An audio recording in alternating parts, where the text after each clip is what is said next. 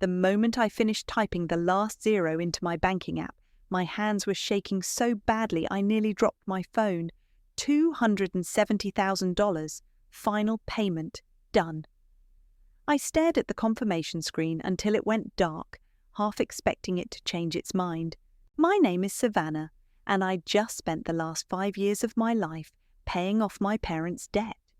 Every bonus, every raise, every spare dollar I could scrape together went straight into that black hole.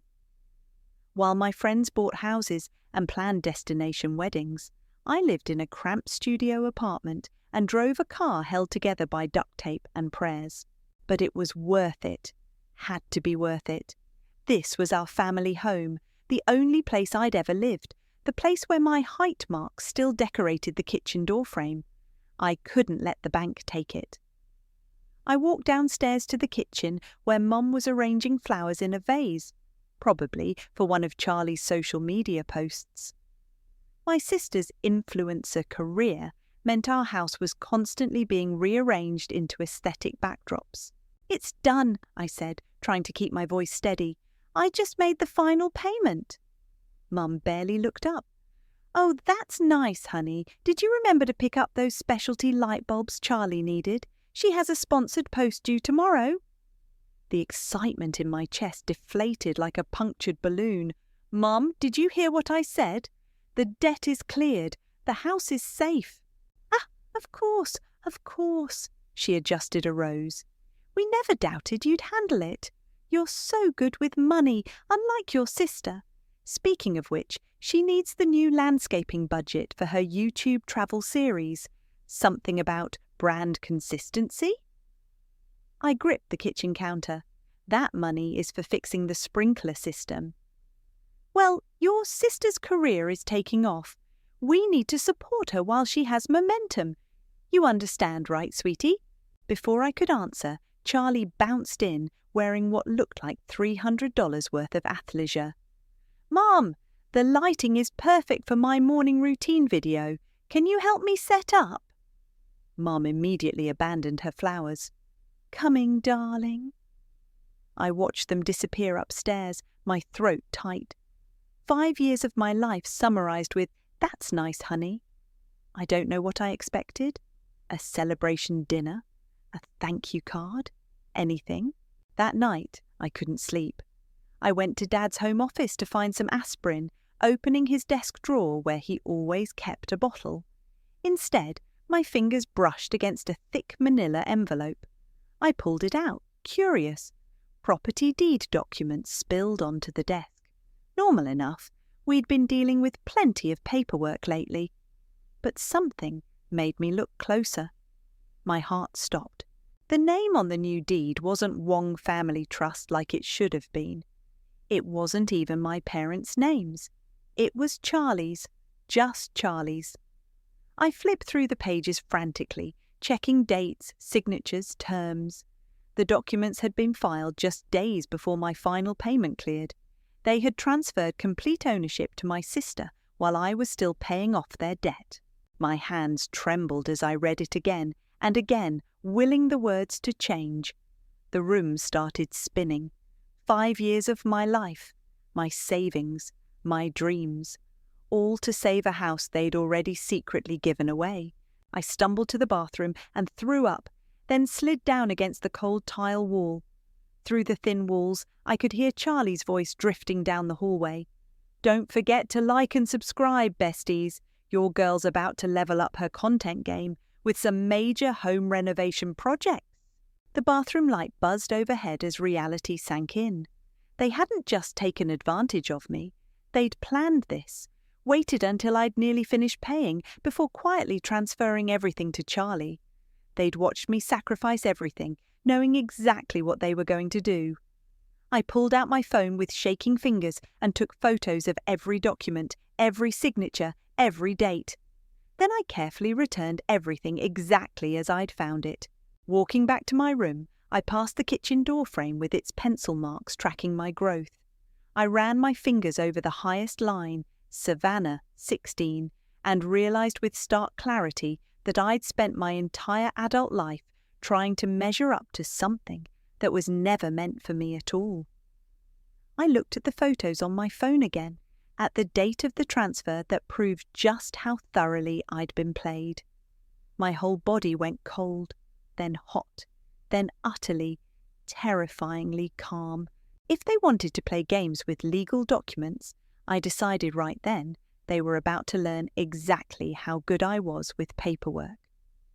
I waited until Sunday dinner to confront them. Mum always insisted on these weekly performances of perfect family unity, usually timed perfectly for Charlie's day-in-the-life vlogs. "So," I said, setting down my fork, "when were you planning to tell me about the house?" The clinking of silverware stopped. Dad suddenly became very interested in his mashed potatoes. "What about the house, sweetie?" Mum's smile was practiced, perfect. "The deed transfer to Charlie. When were you going to mention that?" Charlie rolled her eyes dramatically. "Oh my God, are you seriously trying to start drama right now? I'm in the middle of filming." "Turn off the camera, Charlie. You can't tell me—" "Turn it off." Something in my voice must have scared her because she actually did it. Mum's smile had gone brittle. "Savannah, you're making a scene," she said. "We were going to discuss this once everything was settled." "Settled?" I laughed, and it sounded strange even to me. "I made the final payment last week. The debt is cleared. Seems pretty settled to me." "But look," Charlie leaned forward, "it just makes more sense this way. I need a stable base for my brand, and you're always so practical. You've never been cut out for the spotlight anyway. Cut out for the 'I paid for this house.'" "Lower your voice," Mum snapped. "We're grateful for your help, of course, but your sister has special circumstances. Her lifestyle is more fragile, more dependent on appearances. You have a steady job, you'll be fine." I turned to Dad, who still hadn't looked up. "Did you even read what you were signing?" He shifted uncomfortably. "Your mother thought—" "Neil," Mum cut him off, "we made this decision as a family." "I'm family too," my voice cracked. "Or am I just the family ATM?" "Don't be dramatic," Charlie sighed. "You can still live here. I'm thinking of converting the garage into a guest suite anyway, once I renovate the main house for my aesthetic, of course." I stood up so fast my chair fell backward. "I'm calling a lawyer." That got their attention. Mum's face went white. "You wouldn't dare. Watch me. After everything we've done for you." Mum's voice rose. "This is how you repay us?" I walked out, their voices following me to the door. I drove straight to Andrea's apartment, my vision blurring with tears I refused to let fall. Andrea opened her door, took one look at my face, and pulled out a bottle of wine. My best friend since college, she'd watched this whole disaster unfold from the beginning. "They did something awful, didn't they?" She poured 2 generous glasses. I told her everything.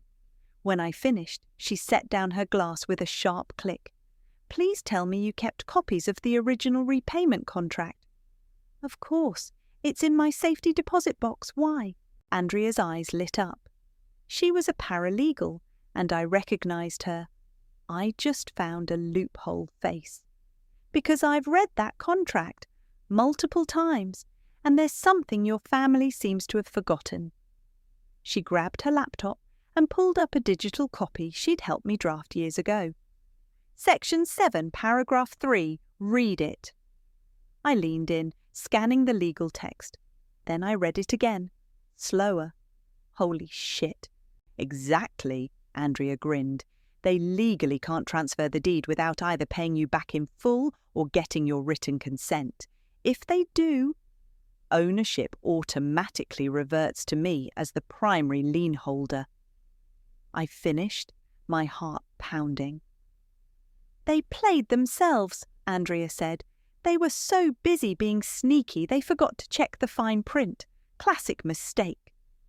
"They never thought I'd fight back," I realized. "They assumed I'd just take it, like always." Andrea topped off my wine. "So what are you going to do about it?" I pulled out my phone and opened my contacts.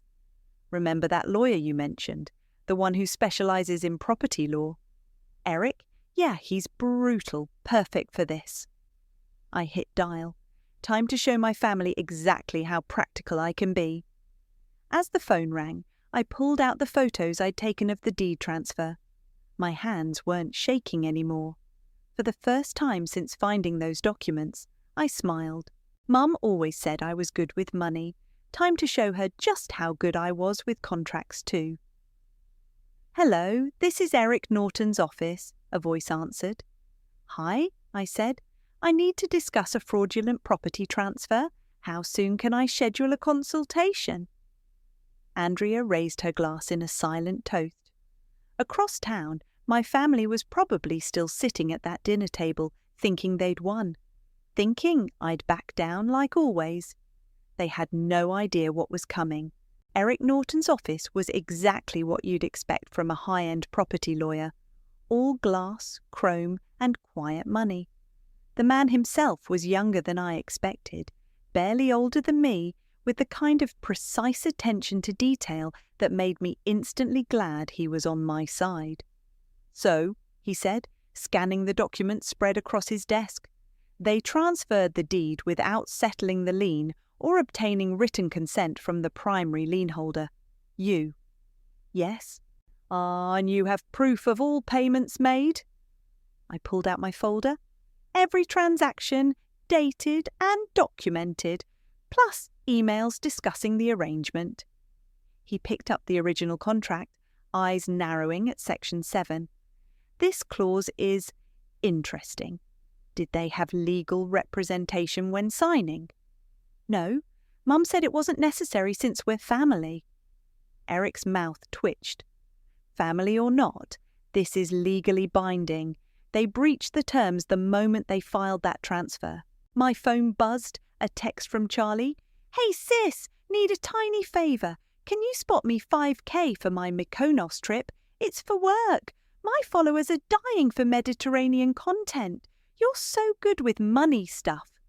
I showed Eric the message. "They haven't even told her about our meeting." "Typical." He straightened the papers with precise movements. "Here's what's going to happen. We'll file a notice of breach, giving them 30 days to either reverse the transfer or repay your contribution in full with interest. And if they don't, then ownership legally reverts to you. Given the documentation, it's fairly straightforward." I thought about Mum's face when she realised I was serious. "They won't go quietly. They rarely do." He pulled out a calendar. "I suggest serving them formal notice at a time when everyone's present. Makes it harder to claim they weren't informed." An idea formed in my mind. "What about during dinner? They never skip Sunday dinner." "Perfect. I'll have the papers ready by Friday." Walking out of his office, I called Andrea. "I need a favour. How good are you at making fancy envelopes?" "Like wedding invitation fancy or ransom note fancy?" "Somewhere in between. I'm planning a special dinner delivery." She laughed. "I'm in. Want me to help serve them too?" "Actually, yes. They're less likely to make a scene with an outsider present." Another text from Charlie popped up. "Hello? The flight deals expire tonight. Don't be selfish." I typed back, "Can't wait for Sunday dinner. I have something special planned." Mum called almost immediately. "Savannah, are you bringing someone? Should I set an extra place?" "Just Andrea. And yes, please set an extra place. It's going to be a memorable meal."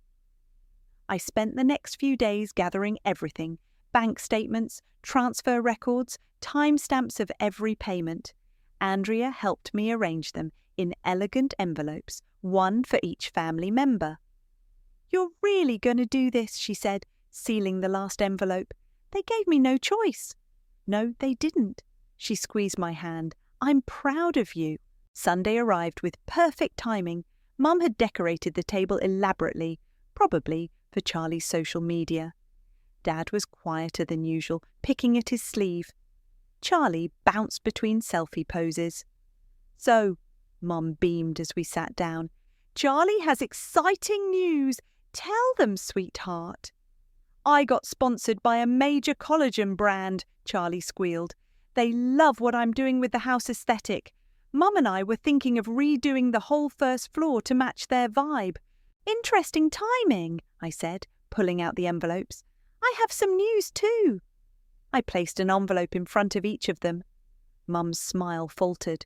What's this, honey? Open it. They did.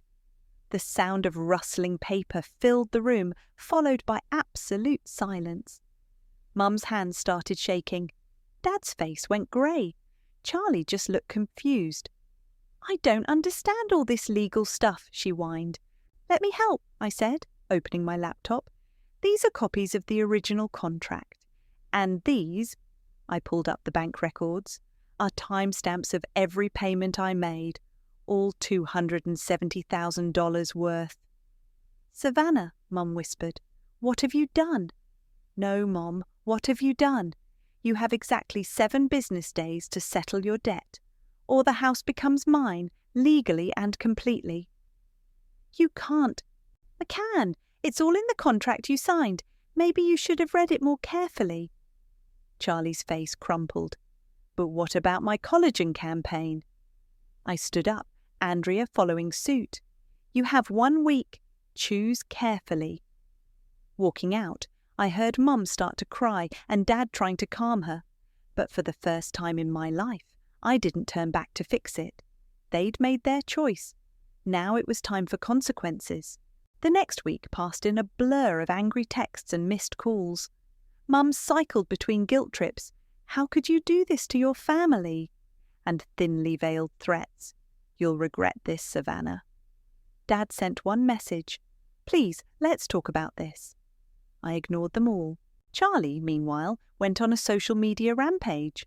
Her followers got treated to tearful Instagram stories about toxic family members and dealing with betrayal. She never mentioned the money, of course. That wouldn't fit her carefully curated image. On day 6, Mom demanded another family dinner. Fine, I texted back. 7 p.m, I'll bring the paperwork. Andrea offered to come again, but I needed to do this alone. When I arrived, the dining room looked like a magazine spread. Mum had really outdone herself. Crystal glasses, fine china, fresh flowers, like she could pretty her way out of this. Sit down, honey, she said, eerily calm. We need to discuss this as a family. I took my usual seat, noting how they'd positioned themselves, Mum and Dad on one side, Charlie on the other, me alone at the end. We've been thinking, Mum continued, pouring wine nobody touched, about your demands, and we have a counter-proposal. The contract isn't up for negotiation. Just listen, Dad pleaded. Your mother has a plan. Mum smiled her real estate agent smile. We're going to renovate the house, make it a proper content creation space for Charlie's brand. Once it's established, we can all benefit, as a family.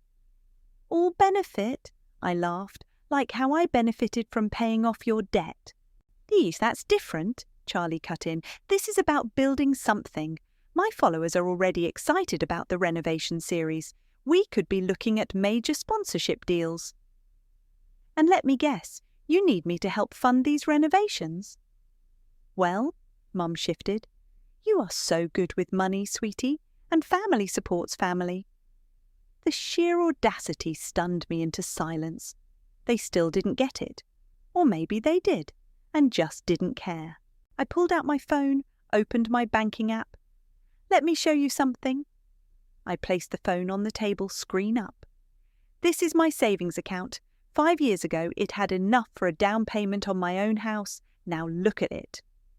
They leaned in. Mum's smile flickered. Keep watching, I said, starting to scroll through the transaction history. Every payment I made to save this house, every bonus I gave up, every raise that went straight to your debt. 5 years of my life documented in numbers. Savannah, Dad started. I'm not finished.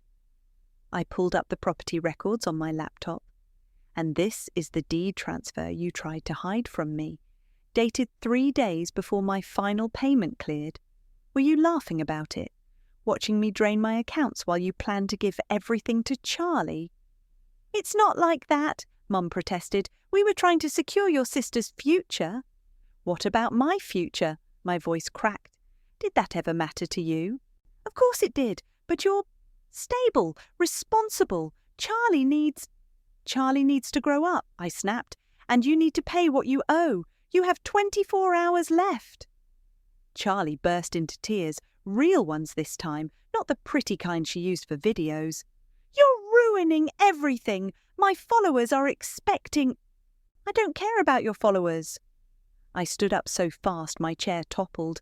"I care about the 5 years you all stole from me, the dreams I gave up, the relationship I lost because I was too busy saving this house." That made them pause. They'd never heard me yell before. "One day left," I said, gathering my things. "Either pay me back in full, or I'll see you in court." "We don't have that kind of money," Dad said quietly. "You know that." "Then I guess you better start packing." Mum grabbed my arm as I turned to leave. "You wouldn't really throw your own family out. This isn't you, Savannah." I looked at her hand, then her face. "You're right. The old Savannah would have forgiven you, would have found a way to fix this. But you killed her, Mum. Little by little, payment by payment, lie by lie." I pulled free from her grip. "The daughter you raised? The one who always put family first? She's gone, and you have only yourselves to thank for that." Walking out, I heard Charlie start another crying fit and Mom trying to console her. Dad called my name, but I didn't look back. Let them cry, let them panic, let them finally feel a fraction of what I'd felt, finding that deed with Charlie's name on it. They had 24 hours to make it right. But deep down, I knew they wouldn't. They never did. The deadline came and went. No payment, no calls, just silence. I was about to contact Eric when Aunt Michelle showed up at my apartment unannounced. "We need to talk," she said, pushing past me into my living room. Mum's sister had always been the family fixer, swooping in during crises with her special blend of guilt and manipulation. "There's nothing to talk about." "Don't be difficult, Savannah." She perched on my couch like she owned it. "This situation has gotten out of hand." "Really? Because I think it's finally in hand for the first time." She sighed dramatically. "Your mother is devastated. Your sister's brand deals are falling through. Is that what you wanted?" What I wanted was my family to treat me with basic respect. "Oh, please," Michelle waved dismissively. "You're not the victim here. Do you know how hard your mother worked to set up that deed transfer? How many favors I had to call in to make it happen quietly?" I froze. "What did you just say?" She realized her mistake too late. Her face went pale. "You helped them." I stepped closer. "You helped them steal my house." "Don't be melodramatic. I simply facilitated the paperwork, made sure it went through without complications." "Without complications?" I laughed bitterly. "You mean without me finding out until it was too late?" Charlie needed. "Get out! Savannah, get out!" I grabbed my phone. "Or I'll call Eric right now and add you to the fraud complaint." She left, but not before delivering a final shot. Family doesn't sue family. "Watch me," I whispered as the door slammed. My phone buzzed, Andrea sending a link to Reddit. Someone had anonymously posted about Charlie's family drama in an influencer gossip forum. The post included screenshots of her crying videos juxtaposed with her luxury purchases. "Wasn't me," Andrea texted with a winking emoji. The post was going viral. Within hours, Charlie's main sponsor, the collagen company, announced they were reviewing their partnership. Her follower count started dropping. Then Mom showed up at my office. "You have to stop this," she said, mascara streaking her cheeks. "Your sister's career is falling apart." My co-workers stared as I led her to a conference room. "I'm not doing anything to her career. People are calling her a fraud, a spoiled brat. Her sponsors are dropping her." "Sounds like consequences." "She's your sister." Mum grabbed my hands. "Please, baby, drop the lawsuit. We can work something out. Give her time to rebuild her brand." I pulled away. Like you gave me time to pay off your debt. That's different. We're your parents. Not anymore. She recoiled like I'd slapped her. What? You stopped being my parents the moment you chose Charlie's brand over my sacrifice. The moment you watched me work myself into the ground while planning to betray me. We didn't betray it. You took everything I had. My voice echoed off the conference room walls. Every dollar, every dream, every ounce of trust I had in you, and you didn't even have the decency to tell me to my face. I'm your mother, she whispered. No, you're just someone who gave birth to me. There's a difference. She started crying harder. What happened to my sweet girl, the one who always took care of everyone? She grew up. She learned her worth, and she's done being your ATM. My phone buzzed, Eric texting that the court had approved our motion. Sheriff's notice would be served next week. Time's up, Mum. The sheriff will be serving papers soon. I suggest you start packing. You'd really do this? Make your family homeless? My family made themselves homeless when they chose to steal from me. I opened the conference room door. Now please leave before I call security. She walked out, shoulders shaking with sobs. My co-workers pretended not to watch. Back at my desk, I saw dozens of missed calls from Dad and Charlie. A text from Aunt Michelle warning me I'd regret this. Another Reddit thread about Charlie's downfall. Andrea called. You okay? No, I admitted, but I will be. Your mum showed up at your office. Yeah, full waterworks display. Classic narcissist move, Andrea snorted.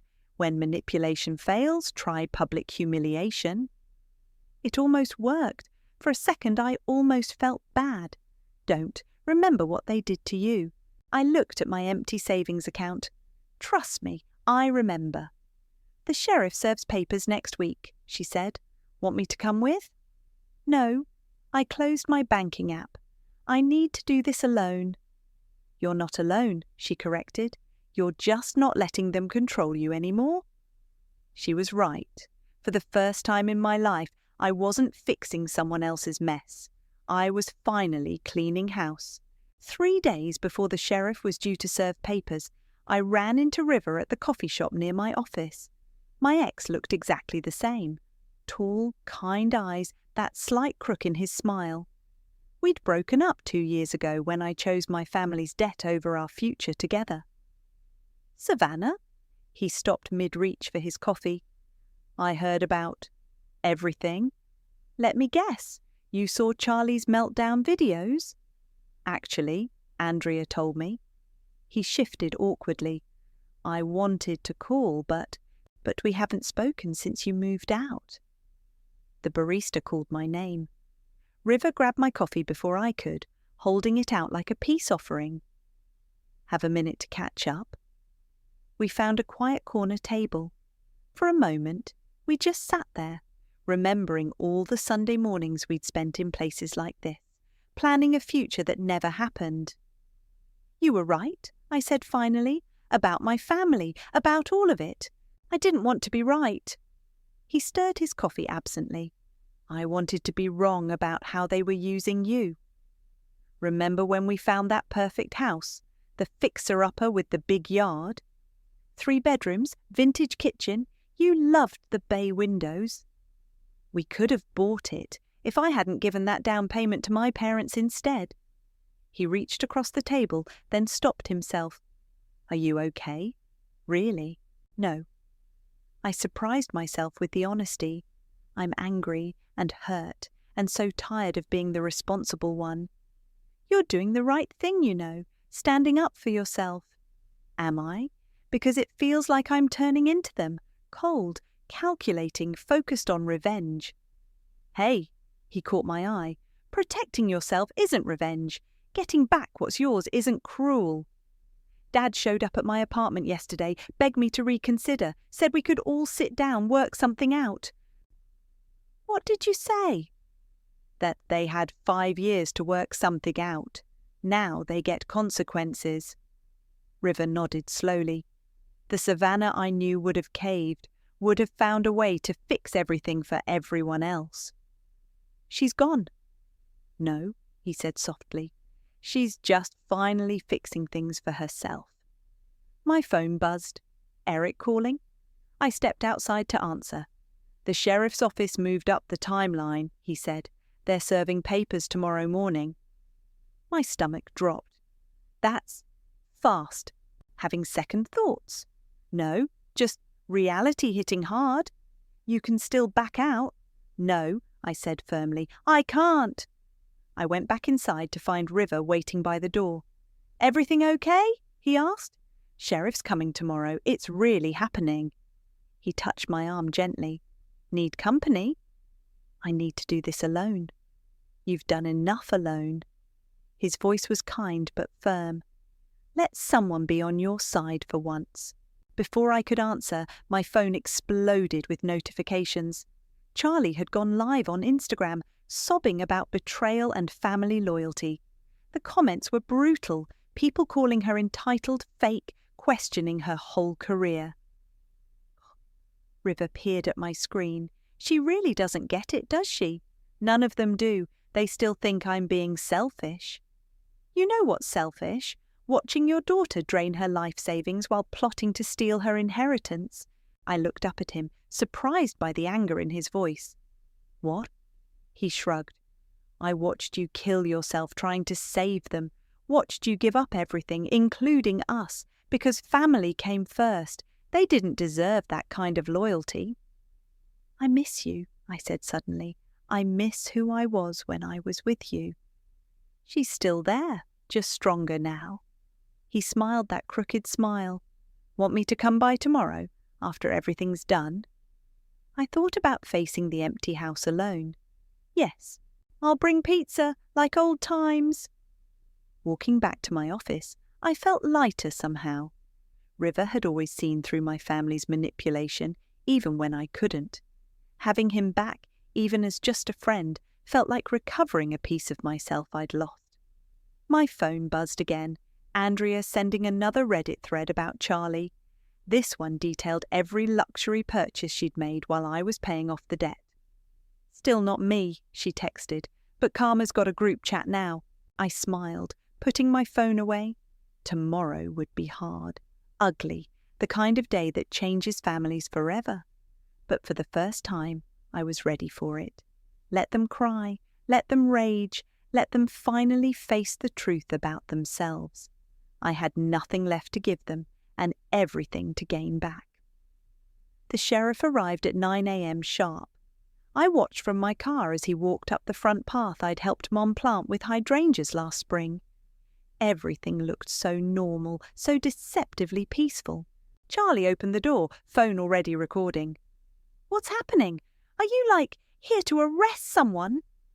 The sheriff remained professionally neutral. "I'm here to serve legal notice of property transfer. Are your parents home?" "Oh my God!" Charlie's voice went shrill. "She actually did it! Mom! Dad!" I got out of my car as my parents appeared in the doorway. Mum's face crumpled when she saw me. "You can stop this," she pleaded. "It's not too late." "It was too late the moment you signed those transfer papers." I nodded to the sheriff. "Please proceed." He began reading the court order. Dad stared at his feet.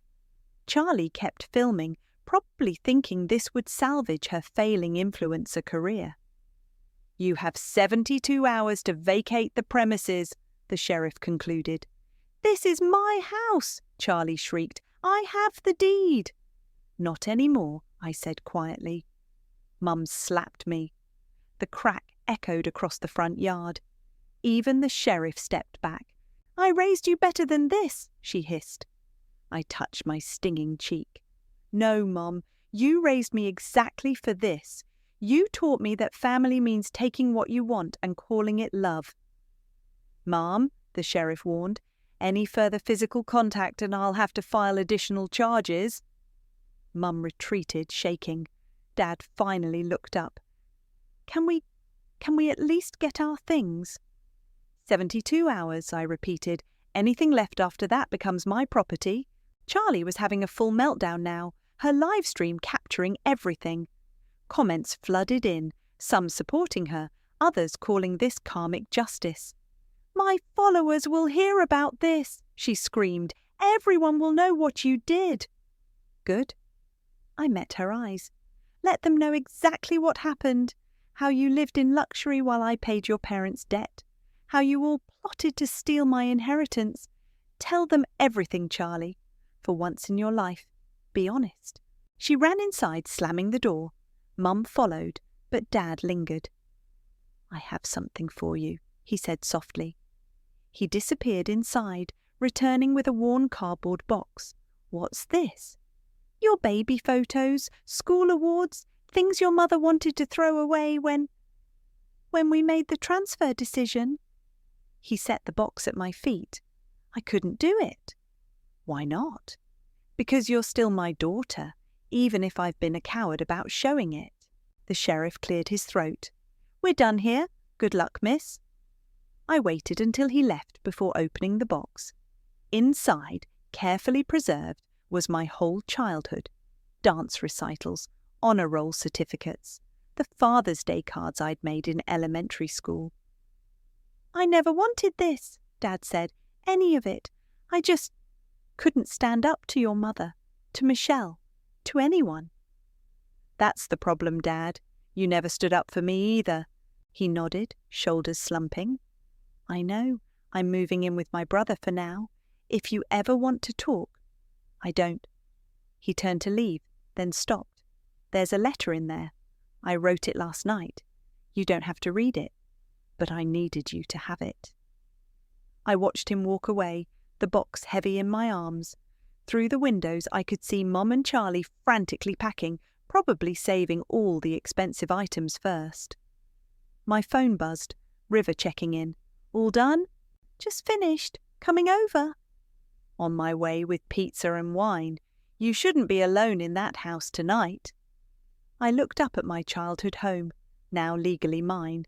The gardens I'd tended, the walls that held so many memories, good and bad.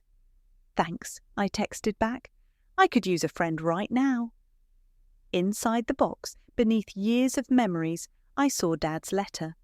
Part of me wanted to rip it up unread, but something made me open it.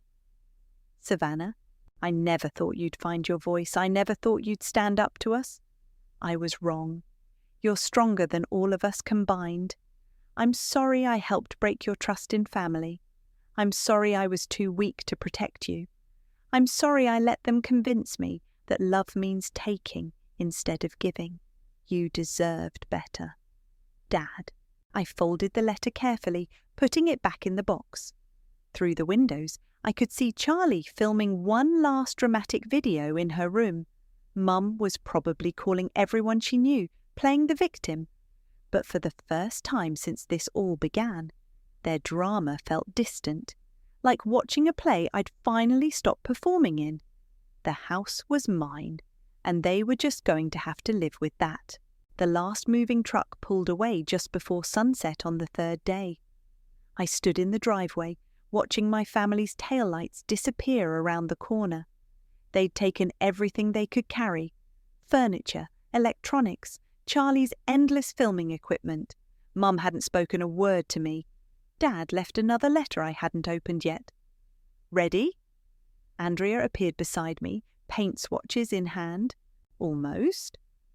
I walked through each room slowly, touching walls, opening empty closets. The house felt bigger somehow, lighter. River arrived with takeout and his toolbox. "Where do we start?" "Kitchen," I decided. Mum always hated the colour I wanted to paint it. We worked through dinner, stripping away decades of my mother's careful staging. Down came the formal drapes that had made me feel like I lived in a museum. Out went Charlie's ring lights and backdrop screens. "Look what I found," Andrea called from upstairs. She held up a piece of paper tucked behind a loose baseboard. My college acceptance letter to NYU. The one Mum had hidden because family needs to stay close. "You could still go," River said quietly. "Nothing's holding you back now." I shook my head. "I don't need to run away anymore. This is mine now, really mine." My phone kept buzzing with messages from flying monkeys, family friends, distant relatives, all telling me how cruel I was being. I turned it off. "Your sister's latest video is trending," Andrea mentioned, rolling paint onto the kitchen walls. The deep blue I'd always wanted spread like freedom across the plaster. "She's playing the homeless influencer angle, getting some sympathy donations." "Good for her. She can use them to rent an apartment." River looked up from where he was installing new cabinet handles. "You really don't care anymore, do you?" "I care," I said, surprising myself with the honesty. "I'll always care. They're my family. But I don't owe them anything now. That's the difference." Speaking of not owing things, Andrea pulled out her phone. "Check your credit score." I did. Without the crushing debt payments, my score had jumped nearly 100 points. I could actually buy a house now, I realized. A different one, start fresh somewhere else. "Is that what you want?" River asked. I looked around at the half-painted kitchen, at the spaces waiting to become mine. "No, I want this one. I earned it." We worked late into the night. Every stroke of paint felt like reclaiming territory, every new fixture like planting a flag. Around midnight, Andrea left for home. River stayed, helping me set up my bedroom in what used to be Dad's office. "Remember when we used to talk about living together?" he asked, assembling my bed frame. "Yeah, before I chose them over us." "And now?" I met his eyes. "Now I'm choosing me, just me, for a while." He nodded, understanding. "Good. You need that.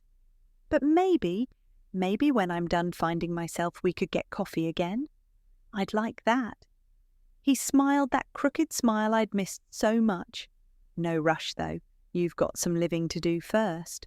After he left, I sat alone in my new kitchen. My blue kitchen. Through the window, I could see the garden where Mum's precious hydrangeas were starting to wilt. Tomorrow, I'd plant wildflowers instead. Dad's latest letter sat unopened on the counter. I finally read it. "I moved your height marks from the old door frame. They're in the box with your baby pictures. I thought you might want them for the new house. Your house. Love, Dad." Something cracked in my chest, not breaking, but shifting. Healing, maybe. My phone had dozens of missed calls from Mum, one text from Charlie. "I hope you're happy in your stolen house." But it wasn't stolen, it was earned, paid for with 5 years of my life, with broken dreams and cancelled futures, with every sacrifice they'd taken for granted. I opened my banking app one last time, looking at the empty account that had bought my freedom. Then I deleted my family's contact information, one number at a time. Tomorrow, I'd paint the living room, replace the formal furniture with comfortable couches, make this space mine in every way they never let me before. They all called me selfish. But I'm the only one who truly gave everything. And now, finally, I was giving something back to myself. I touched the kitchen wall, feeling the fresh paint under my fingers. The colour of courage, the colour of change, the colour of starting over, not running away, not giving up, just beginning again on my own terms, in my own house, in my own life. Finally, completely mine.